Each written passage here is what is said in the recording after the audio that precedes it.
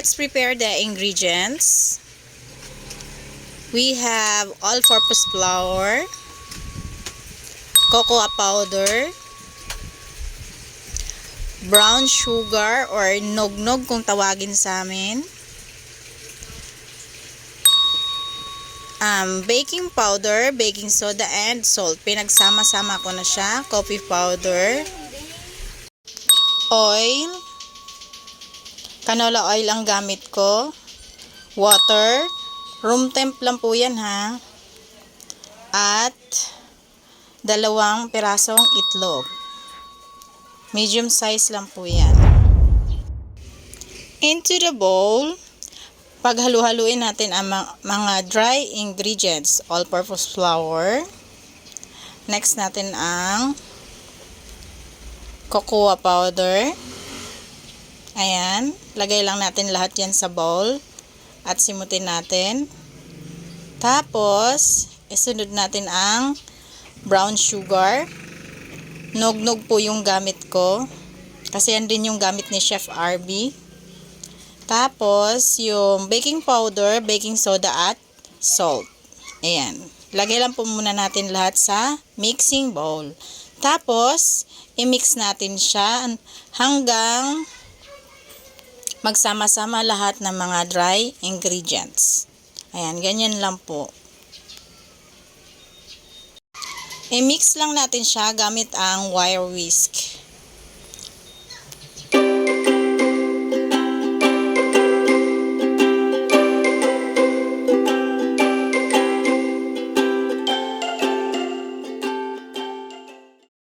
Ayan, nakita nyo naman. Mix na siya. Tapos, maglagay tayo ng butas sa gitna. Kasi dyan natin ilalagay ang mga wet ingredients natin. Una muna nating ilagay yung milk. Yung milk ko po dyan, meron na siyang vinegar. Ayan. Pinaghalo ko na yung vinegar at saka evaporated milk para magkaroon tayo ng sour cream yata kung tawagin. Basta yun na yun. Pinaghalo ko yung evaporated milk at saka vinegar dyan. Tapos, oil. Yung canola oil na sinasabi ko. Ayan, simutin natin yung oil kasi sayang din. Tapos, i-next natin yung 2 pirasong egg. Ayan. Biak. Tapos, biakin lang natin yung 2 egg para mahalo na siya ng maayos sa butter natin. Ayan. Tapos, nakalimutan kong ipakilala ang vanilla. Ayan. Tansya-tansya lang yan. Pero 2 teaspoon po ang nilalagay talaga dyan. Tapos, mix ulit. Ayan. Kasi, pagkikilanlanin muna natin sila. Then, maglagay ako ng room temp water. Maglalagay din po ako dyan ng hot water mamaya kapag mix na silang lahat. Ayan, dahan-dahan na natin ngayon siyang i-mix. Dahan-dahan lang po ang pag-mix ha, hanggang sa mawala yung sign na mga flour. Dahan-dahan lang kasi baka ma-overmix siya. Huwag natin i-overmix yung butter kasi kapag na-overmix natin yung butter, maaaring mag-rubberize tapos parang makunat yung cake natin. Ganun po ang mangyayari kapag na-overmix. Kapag nakulangan naman sa mix ang butter natin, buhaghag siya. Kung makikita nyo minsan, nakita nyo pagka tinanggal nyo sa baking pan, hiwa-hiwalay. Ganun po kapag kulang ang pagmimix sa butter. Ayan, dahan-dahan lang. Tapos, i-rest po muna natin siya bago natin ilagay sa mga molder. Ako, ang ginagawa ko po sa dito, cupcake. 1 ounce na cupcake. Ayan. Hot water po yan. Tapos, dyan ko tinunaw yung coffee powder. Tapos, i-mix po natin ulit. Nang dahan-dahan pa rin. Para hindi ma-overmix yung butter natin.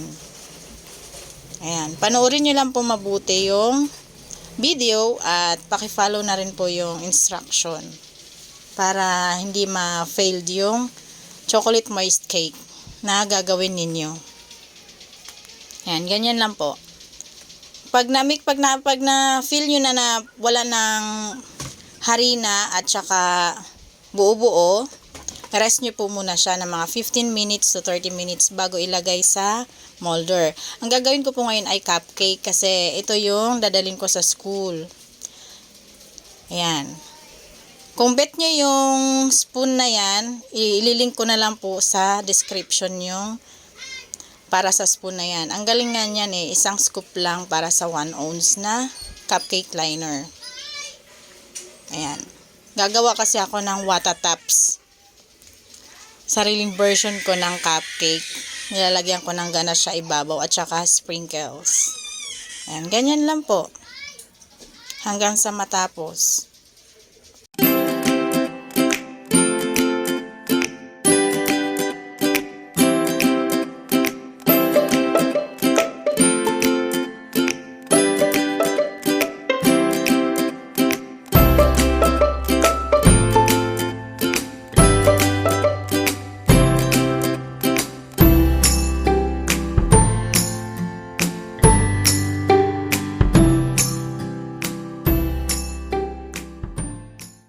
Dito, kulang yung baking pan ko ng cupcake na 1 ounce kaya gumamit ako ng yung silicone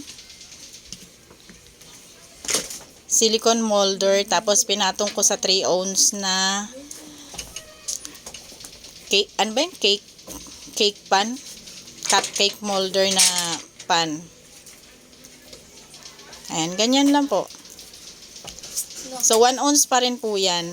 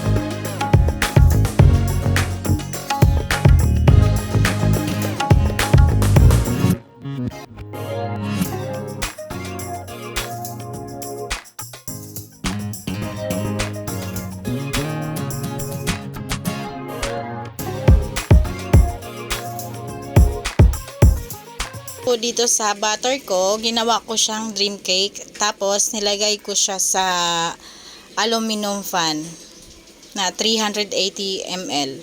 Ayan, nakita nyo kung gaano ka-moist yung cupcake natin, Super moist at saka ang lambot po niyan. Ganyan siya kasarap. Ayan. Tapos, ito naman po, naglalagay ako dito sa aluminum foil kasi ginawa ko siyang dream cake, yung natitirang butter. Dalawang recipe po kasi ang ginawa ko. Detailed na po yan walang failed yan. Kaya pwede nyo pong kunin yung recipe ko at pwede nyo po kayong mag-bake sa bahay nyo. Tama din ang sukat niyan. Ayan, maglalagay. Kaya ako ginamit yung spoon para sa aluminum foil kasi tansyado ko na, hindi ko na kailangan magtimbang-timbang pa. Kaya gumamit ako ng spoon. Bilang na bilang po yan. Ayan po ay 200 or 380 ml. Ang ligalig nitong anak ko. Ayan.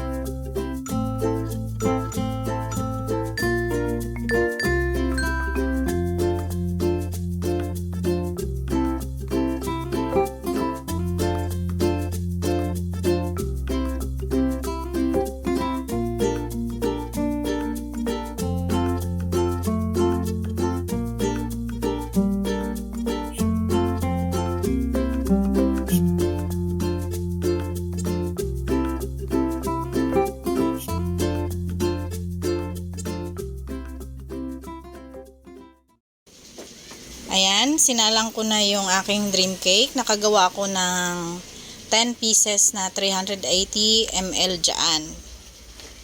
Tapos, nasa 100 pieces yata na 1 ounce na cupcake. Yung recipe na ginawa ko. Ayan, ito po ang itsura ng dream cake. Nilalagyan ko siya ng melted chocolate sa ibabaw. Nalagyan ko na po yan siya ng ganache bago lagyan ng melted chocolate. Tapos, ayan siya. Galing na siya sa freezer. 'Di ba? Matigas, tumigas siya. Tapos ayan po yung sa loob niya, yung ganache. Tapos ayan, ito naman po yung cupcake. Ito po ay dadalhin ko sa school. Ito yung kasi recognition ng mga anak ko. Ayan. Thank you for watching. Bye-bye.